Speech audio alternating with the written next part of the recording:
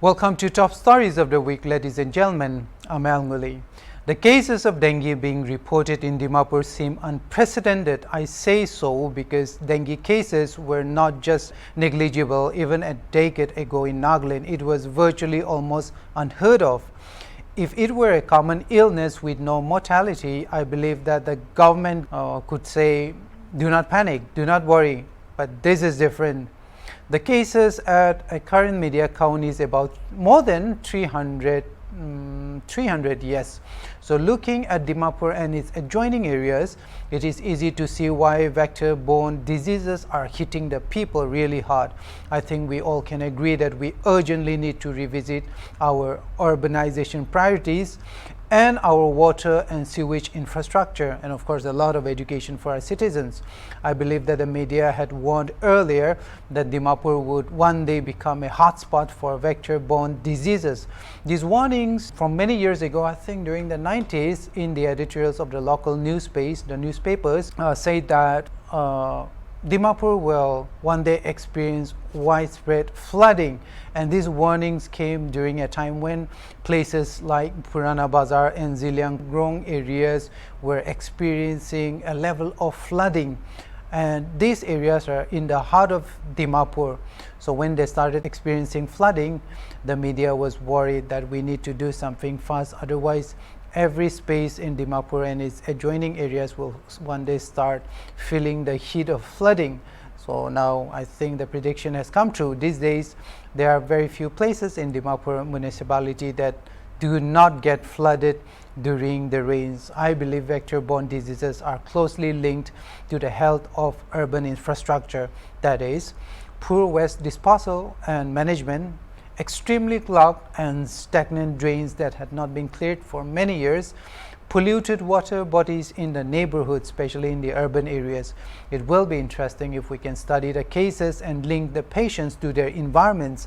This probably will give us a general idea of a solution to prevent vector-borne diseases in the urban areas. If there are any data researchers out there, then I think it will be a wonderful thing if we can study and link the patients to their environment so that we can have an idea about how our environment, especially the urban environments that have been neglected, are causing these diseases. Here are the top news stories of the week. India and Canada are currently not on talking terms. Canadian Foreign Minister Melanie Joy on Monday said an Indian diplomat in the country had been expelled. The expulsion came in the light of Prime Minister Justin Trudeau's statement alleging an Indian hand in the killing of the wanted Khalistani leader Hardeep Singh Nijjar. Joly said the Canadian government had expelled an Indian diplomat over the allegations of the country's involvement in the killing of the Khalistani leader, according to foreign media earlier. On Tuesday, India expelled a senior Canadian diplomat to India in response to Canada expelling a senior Indian officer there. Canadian High Commissioner to India Cameron McKay was summoned to the South Block, the headquarters of the Ministry of External Affairs in this regard. In the meantime, the Indian mission in Canada on Thursday also suspended visa services till further notice, citing operational reasons, according to BLS International. Citing an important notice from the Indian mission, the BLS website said that due to operational reasons with effect from 21st September 2023, Indian visa services have been suspended till further notice. The news of this is still being circulated across the Indian media, ladies and gentlemen. India wrote history when on Thursday the Constitution 128 Amendment Bill 2023 seeking to reserve 33% of seats in the Lok Sabha and the state assemblies for women was passed unanimously by the Rajya Sabha. The bill went through the Lok Sabha earlier. The Women's Reservation Bill secured 214 votes in its favor, with none against it in the upper house. There was no abstention during the voting proceedings. Let's check out the next news. This news made headlines across the state early on. 8 persons were killed in Tamil district when an LPG truck reportedly rammed into a taxi the victims were traveling in. The accident occurred at about 6:30 to 7:30 a.m. on Wednesday. Updates had said that the driver of the truck and 2 other occupants were arrested. According to reports, there were 8 occupants in the taxi traveling to Maochong. An LPG truck hit the taxi at K Station village there. One of the occupants, who was previously reported to have somehow survived and was being taken to the primary health center in Chonlika, also unfortunately succumbed to injury. Following the tragic event, the government of Nagaland announced an ex gratia of 2 lakh each to the kin of the 8 individuals who were killed in the accident.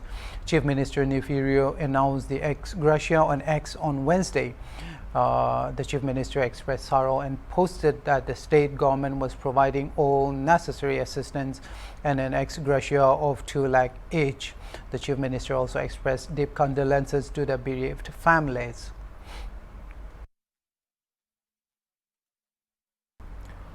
For the average Wokha citizen, ladies and gentlemen, their memories about this town will always include 2 things.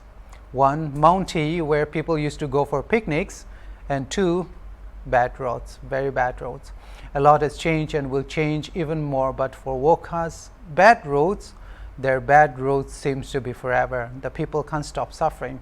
An organization representing the Wokha public, the Joint Action Committee of the Wokha Village Youth Organization, issued a statement warning of action on its own if the authorities do not start work on the town's most important highway, National Highway 2. The organization issued what it called a final ultimatum to the Deputy Commissioner of Wokha and a company called TTC Infra India. That's the name of the company. It demanded that the authorities start the remaining works on the ongoing National Highway 2 2-lane construction from kilometer 72.40 to kilometer 83 in Wokha district. The Wokha Village Youth Organization said it had detected too many discrepancies in the construction work.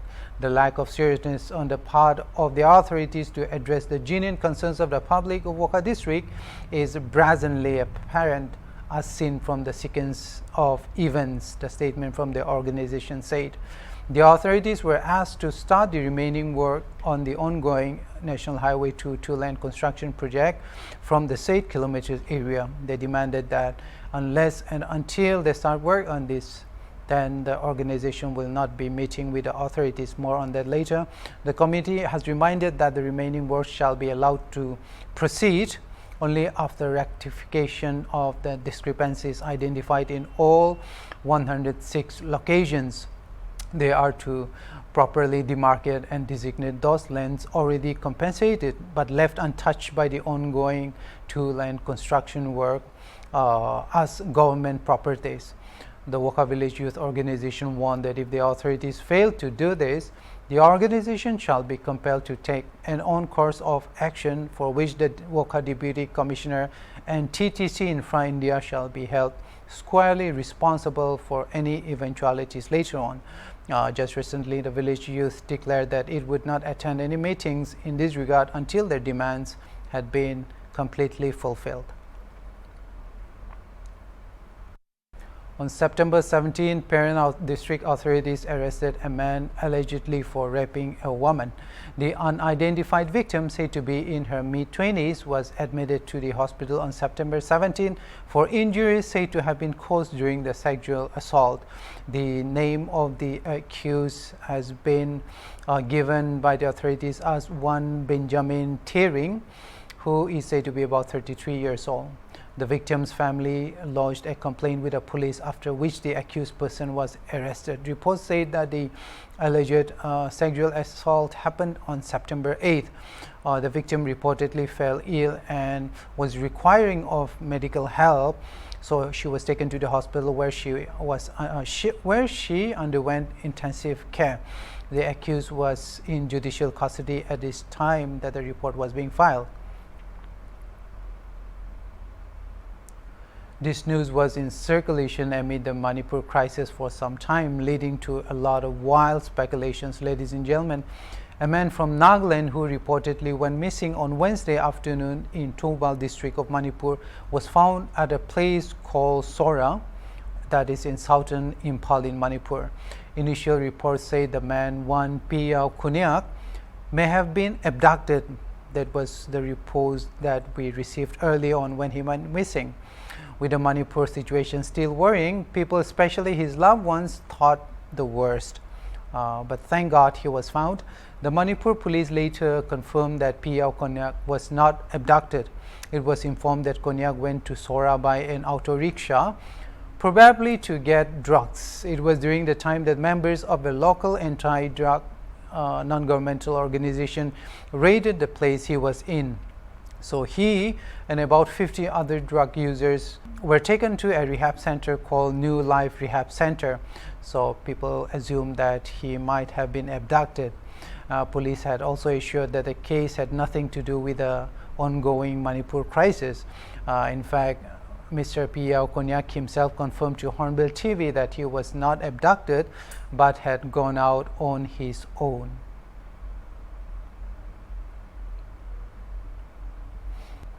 Thank you for watching Hornbill TV, ladies and gentlemen. I'm Ngullie. See you next time.